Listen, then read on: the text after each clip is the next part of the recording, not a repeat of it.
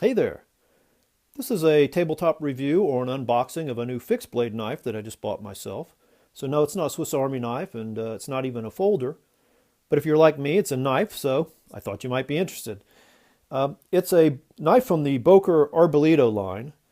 The Boker family moved into Argentina and Chile and Mexico like in the 19th and 20th centuries and started making knives there. So they've been making knives in South America for a long time. Arbolito, these are handmade knives out of Buenos Aires, Argentina. They're traditional fixed blade knives. They make a lot of household knives and hunting knives out of traditional materials such as staghorn scales, wood scales, things like that. But this is new to their line for 2018, and as far as I know, it's the first time that they've had a knife that's specifically designed for bushcrafting, and they call it the Bushcraft Micarta. Comes like this, just in this simple box with your warranty registration papers, a little plastic sack, but then in this very nice sheath. You know, bushcraft knives ought to come with a sheath because there's no other way to carry them. This one is high quality leather. It's very thick. Finish is pretty flawless. Does have a place here for a ferro rod, so I'll be adding that. Stitching looks good. The belt loop is riveted on. Here's your Boker tree brand symbol embossed on the back, not the front, which is kind of strange. Has a lanyard hole down here and a D-ring up here. Now, I'm not real familiar with what you do with either one of those, so if you can help me with that, just please leave that in the comments below. One thing I did notice about it, doesn't have any kind of a drain hole here. But yeah, it holds the knife snugly, and enough of the handle sticks out so you can easily get a hold of it. So we'll pull that out, and that's the sheath. I'm very pleased with it. We'll set that aside, and we'll look at the knife here in a second. Before we look at the knife, I did a little research on what constitutes a bushcraft knife, what most people look for in a bushcraft knife.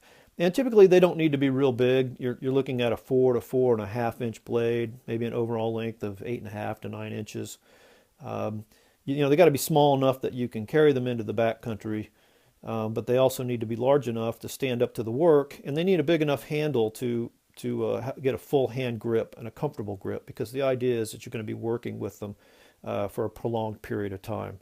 Bushcraft knives, I think, are primarily designed for working with wood, you know, preparing wood to start a fire, making a makeshift shelter or, you know, survivor shelter, building animal traps, things like that. In looking for a bushcraft knife, you want to make sure you get one with a full tang because you need that strength.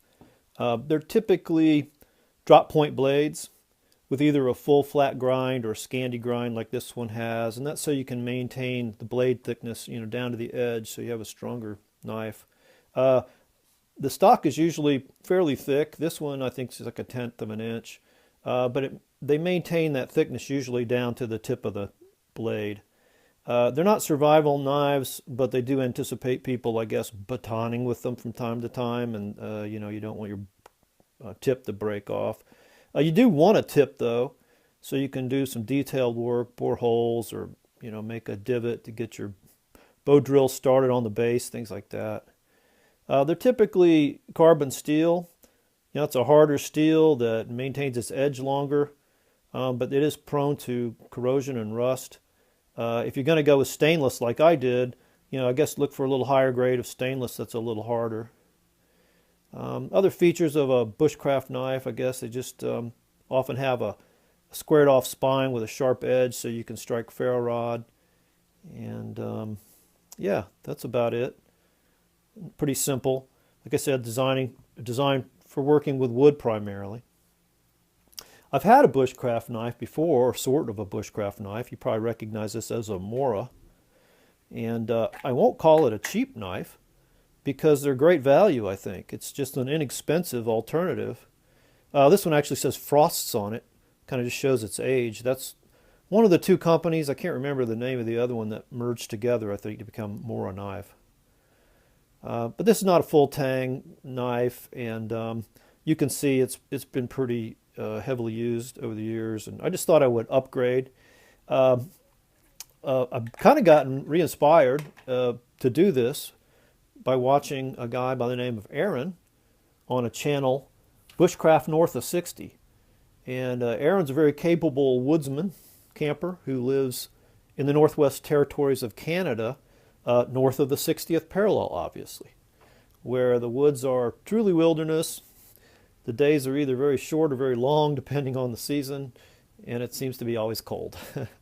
But that doesn't seem to bother Aaron much. He's a pretty hardy guy. He's out there in the dark and the snow making bow drill fires and camping and cooking and canoeing. So if you like that kind of thing, or you just like watching other people do it, go check out his channel. I'll put the link in the description box below.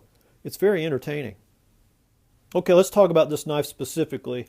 The Boker Arbolito Bushcraft Micarta. Obviously has micarta handle scales. It's 9 inches overall, has a 4 1/8 inch long blade. It is a Scandi grind drop point.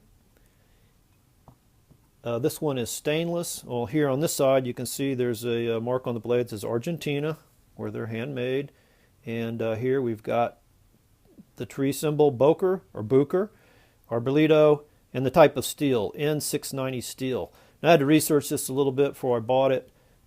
This is a Böhler steel. Böhler is a company that makes steel out of Austria.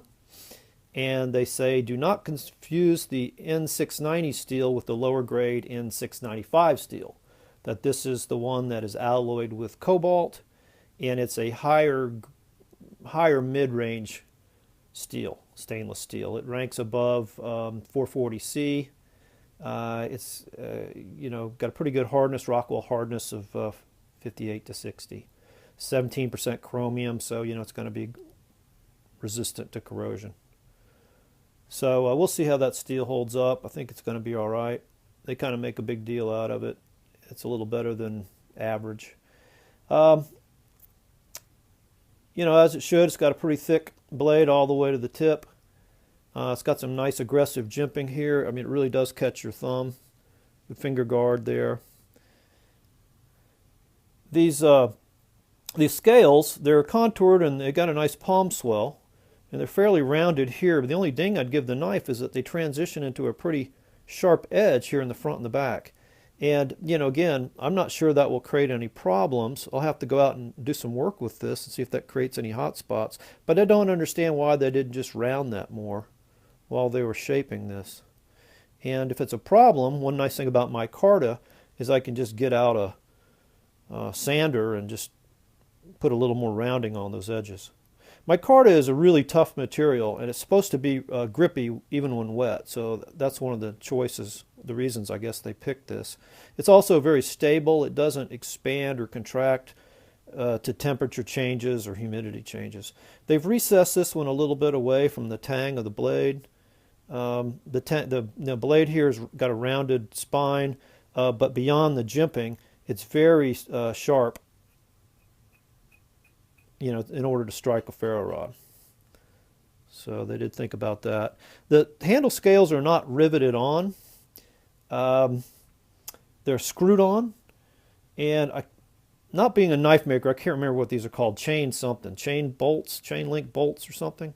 But, you could remove those and replace them if you had to. So that lanyard hole here. And you can see that you've got a kind of a butt stock here that keeps the handle from riding up in your hand when you're working with it. The micarta is not quite as nicely finished as I'd hoped. Now, micarta and G10 often come out of the box looking kind of whitish, kind of dried out. And as your hand oils or you oil them or anything else, they'll get a nicer look to them.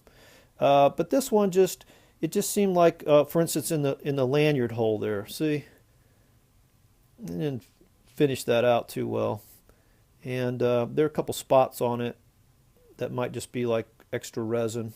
That'll probably wear off or sand off, but I don't know, it just wasn't quite as finished as I'd expect. It's not a cheap knife. These retail Boker has on their U.S. site, I think, a retail of $159.95, so $160 for all purposes. Luckily, you don't have to pay that for those. For these, you probably wouldn't anyway. I wouldn't, but I would pay $105.95 or $106 from Deadwood Knives. But again, that's not cheap for just a bushcraft camping knife. So I thought they might get a little more attention to detail than that on the handles. And finally, I don't know if I said this, but the knife weighs 7.3 ounces. On the website it said 6.7, but I come up with 7.3, and with the sheath it weighs 9.8. But it looks like a very capable knife, and I'll do a video on a field test of it, or maybe a long-term review as well. All right, so that's the Boker Arbolito Bushcraft Micarta, new for 2018. Thanks for watching.